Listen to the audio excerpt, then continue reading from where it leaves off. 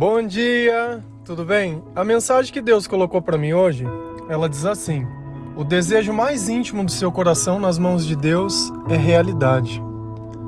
Senhor, tende misericórdia de nós. Perdoa, Pai, todos os nossos pecados. Livra-nos de todo mal. Nos afasta de tudo aquilo que não vem de Ti. Nós agradecemos, Senhor, por mais esse dia, pelo alimento, pelas vestes, pela oportunidade de viver. Envia, Pai, o Seu Espírito Santo. Dai-nos sabedoria, entendimento e aceitação. Nós Te louvamos, nós Te bendizemos, nós Te amamos, pois somente Tu é o nosso Deus e em Ti confiamos. Se a gente parar um pouquinho para pensar, eu acredito que tem coisas que somente Deus pode resolver. Tem coisas que estão muito além da nossa vontade. E a realidade, muitas vezes, ela acaba entristecendo o nosso coração. Porque a gente olha, de repente, a vida de todo mundo acontecendo e na nossa, parece que está tudo parado. Ainda que a gente frequente a igreja ou ainda que a gente faça a nossa oração, parece que tem alguma coisa que simplesmente impede que tudo aquilo aconteça. Só que uma coisa que a gente precisa entender é que eu saber simplesmente o nome de Jesus muitas vezes não é o suficiente para que a minha fé, para que um milagre, ela possa acabar acontecendo na minha vida. Deus, Ele gosta de quem tem sede da Sua palavra, de quem tem vontade de estar na Sua presença. Porque às vezes está tão automático eu levantar ou antes de dormir ou em algum dado momento, ou passar em frente a uma igreja e fazer o sinal da cruz, sabe? Como se fosse um ritual, tem a hora certa, o lugar certo, o dia certo, sabe? Fica complicado. Como é que Deus pode fazer um milagre só na hora que você quer? Ele só pode falar com você por onde você quer. É o seu pastor, é o pastor que você escolheu. Não, se Deus escolher qualquer outra pessoa, não, esse não é o meu pastor. Não, esse não é da minha denominação, esse não é da minha igreja. E aí o que acaba acontecendo? Você vive nesse senso onde parece que nada acontece. Uma coisa que a gente precisa entender é que Deus, ele vai fazer um milagre na sua vida por onde Ele quiser, não por onde você achar que Ele tem que fazer. Só que essa sede de Deus, essa busca de Deus, essa vontade de Deus, ela tem que estar além das circunstâncias. Nem todo dia você vai ter uma notícia boa, e nem por isso esse fato vai ser motivo para você não adorar a Deus, para você não continuar mantendo as esperanças. Porque pelo simples fato da boca de uma pessoa dizer que não, para você toda a sua esperança simplesmente já se acabou. E eu sei que tem muitas pessoas que muitas vezes querem ter um filho. E a gente sabe que a única pessoa que pode nos dar um filho é Deus. E na Bíblia a gente vê diversas pessoas que acabaram sendo estéreis e o Senhor acabou permitindo que essas pessoas fossem mães. E esses filhos que essas mães tiveram acabaram sendo grandes pessoas para Deus. Deus podia ter escolhido qualquer pessoa, qualquer um que já tivesse nascido de causas naturais, mas Ele pegou as pessoas onde a fé daquelas mães ela foi maior do que simplesmente o dia a dia. E eu vou contar um pouco para vocês da história da mãe de Samuel. Ela se chamava Ana. Se a gente perceber, eu vou contar um pouquinho. O pai de Samuel, ele tinha 2 esposas. Naquela época era normal isso, né? E uma delas podia ter filho e a outra não. E ano a ano eles iam oferecer sacrifícios, né? Como se fosse uma festa. E Ana toda vez ia lá e ela já começava a sofrer. Por quê? Porque ela ia ter que acabar oferecendo o quê? Ela não tinha o que se alegrar, o que ela queria ela não tinha. E a outra esposa dele tinha muito mais filhos e ela não tinha nada para estar oferecendo. Lá em 1 Samuel 1, versículos 6 e 7, a palavra diz assim: E porque o Senhor a tinha deixado estéril, sua rival a provocava continuamente, ano a fim de irritá-la. Isso acontecia ano após ano. Sempre que Ana subia na casa do Senhor, sua rival a provocava e ela chorava e não comia. Eu gosto de olhar as entrelinhas. Percebe que quando o nosso coração ele está triste, uma das coisas que vai acontecer é a falta da vontade de comer, o choro, o desânimo. Por quê? Porque Ana não tinha o que ela queria. E mais, a outra esposa ainda ficava jogando isso na cara dela. Agora tem um fato que é interessante. Ano após ano ela ia na casa do Senhor. Por que Deus não abençoava ela se ela estava indo na casa do Senhor? Se a gente notar, já começa o problema no começo. Ela ia sempre triste. E por que ela estava triste? Porque ela não acreditava que Deus pudesse curar. Então o que adianta você orar pedindo alguma coisa para Deus se dentro do teu coração você sabe que Deus ele não vai te dar aquilo? Não adianta a gente ficar pedindo para Deus um milagre se você não acredita em milagre. A nossa fé, ela é o combustível para que Deus possa fazer esse milagre. Sem a nossa fé, o impossível ele não vai acontecer. A cura ela não vai acontecer, as portas elas não vão se abrir. Porque Deus ele não tem motivo, você não acredita nele. Para você Deus não existe. Você conhece o nome de Deus, mas não acredita de todo o seu coração. E isso acaba fazendo você muitas vezes procurar médico atrás de médico, é má notícia atrás de má notícia, é desânimo, é tristeza, e você vai ver os teus amigos, e vai ver gente que você acha que não merece ter um filho tendo filho, e você que merece, todo filho do mundo não tem nenhum. Onde já se viu? Então não é o tratamento, não é a medicina, não é o remédio, é a tua relação com Deus que vai abrir as portas para fazer algo que somente Deus pode fazer por você. Só que uma dessas vezes que Ana, ela acabou indo oferecer o sacrifício, ela teve uma postura diferente. Esse dia ela falou assim, bom, eu não vou mais ficar aguentando essa humilhação, eu vou me derramar para Deus. Eu vou lá conversar com quem pode resolver o meu problema. Porque até então, o que ela fazia? Ela ia lá no meio dos outros, sentava no banquinho dela, ficava observando o sacrifício, ela participava, mas ela não se entregava a Deus. Lá em 1 Samuel 1, versículo 9, 10, 13 e 14, a palavra diz assim: estando o sacerdote Eli sentado numa cadeira junto à entrada do santuário do Senhor, Ana se levantou e com a alma amargurada chorou muito e orou ao Senhor. Como Ana orava silenciosamente, seus lábios se mexiam, mas não se ouvia sua voz. Então Eli pensou que ela tivesse embriagada e lhe disse: até quando você continuará embriagada? Abandone o vinho. Então vamos lá. Eli era o sacerdote. Ana estava lá vendo todo mundo oferecer o sacrifício, ela se retirou, amargurada, foi lá e começou a orar. Se você ir lá em 1 Samuel, você vai ver a oração que Ana fez, mas o importante não foi a oração que ela fez, foi a intenção que ela teve na oração.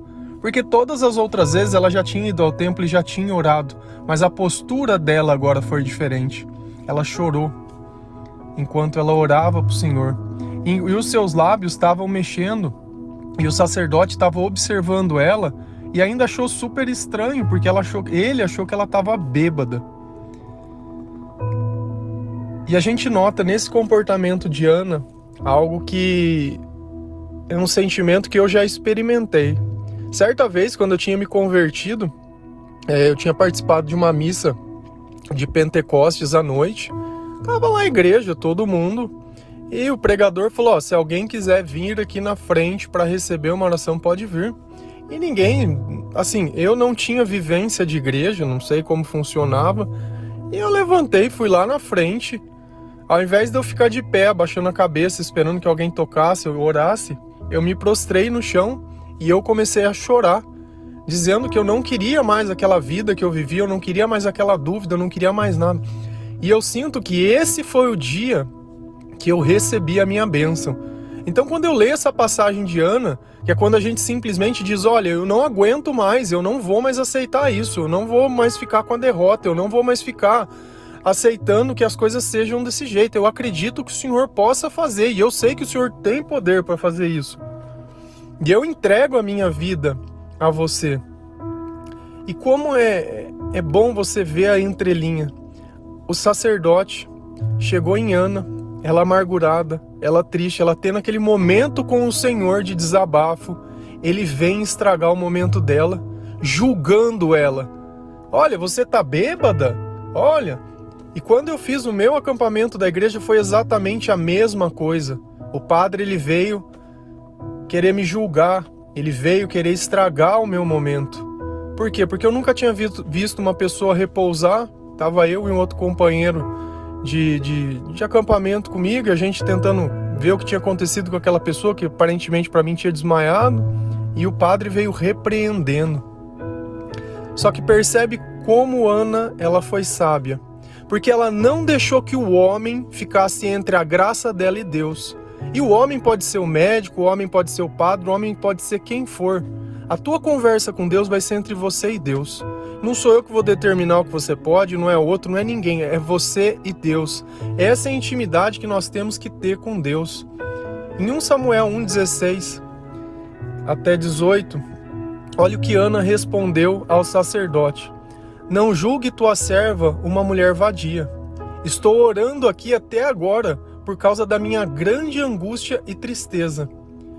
E ele respondeu, vá em paz e que Deus de Israel conceda a você o que pediu. Ela disse, espero que sejas benevolente para a tua serva. Então ele seguiu seu caminho, ela seguiu seu caminho, comeu e seu rosto já não estava mais abatido.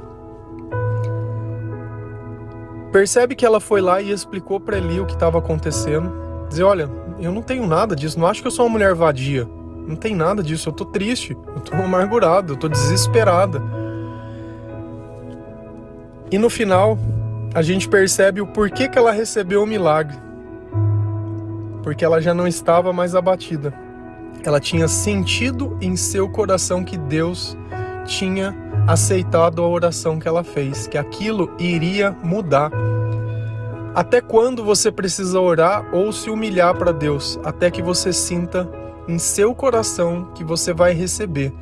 E não sentir porque você quer, você vai sentir porque você vai visualizar isso. É como se fosse uma visão, como se fosse uma profecia. E as promessas de Deus, elas não voltam vazias. Percebe que Eli depois deve ter se arrependido do que ele julgou aquela moça e disse, olha, que Deus faça para você então isso. E o que a gente não pode é se decepcionar com a igreja e achar que a igreja é Deus. Esse foi o comportamento que ela não teve. Eu sei que muitas vezes você já pode ter participado de igreja, de coisa, ou de alguém que evangelizou, que você conversa, ou que conheceu, e essa pessoa pode ter te decepcionado. Só que percebe que nós não podemos culpar, achar que aquela pessoa é Deus. Nós adoramos a Jesus, nós seguimos a Jesus, nós acompanhamos a Jesus, e é a Ele que nos cabe, é a Ele que nos importa. E aí vai lá em 1 Samuel 20, a gente tem as boas novas.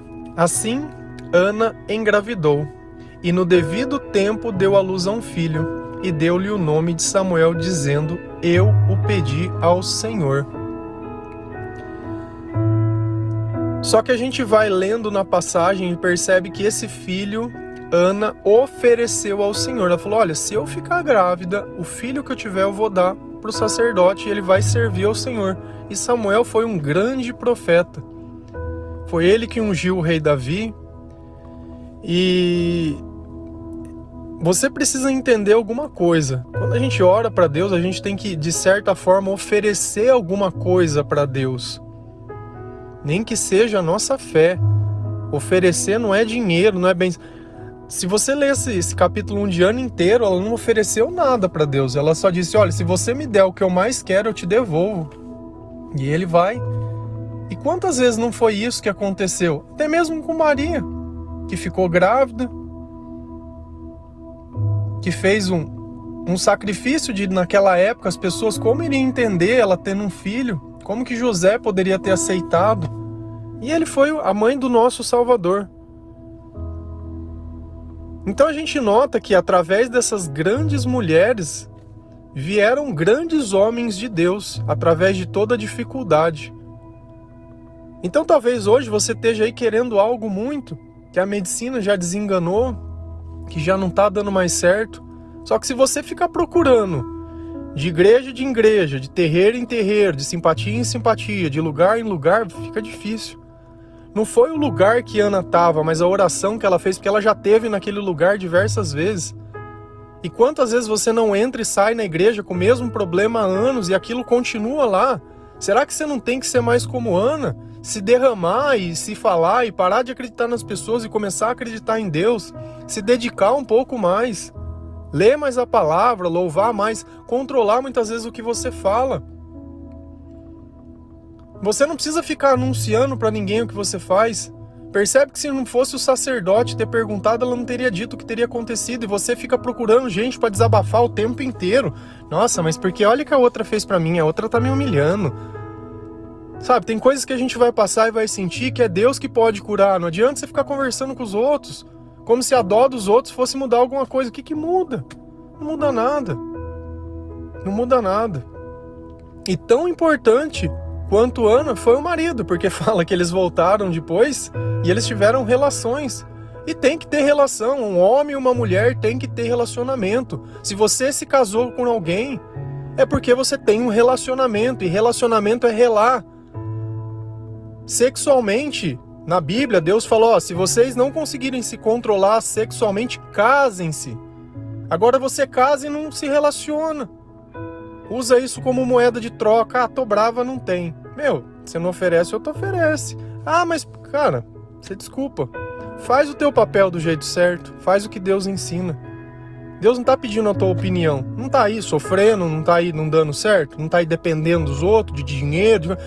E a gente pode acreditar que o dinheiro seria a solução. Não, mas se eu tivesse dinheiro para um tratamento... E quantos não pagam e não acontece nada? O quanto você continuar diminuindo o poder de Deus, Deus não vai atuar na tua vida.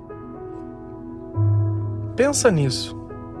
Pensa nisso. Deus quer dar a tua cura, Deus quer dar a tua bênção, Deus quer dar o teu filho, o teu emprego, o teu trabalho e qualquer outro tipo de coisa. Só que você precisa confiar nele. Amém? Que Deus abençoe, que Deus te guarde, que Deus te toque, que Deus te acompanhe e te ilumine. Um bom dia, a paz do Senhor.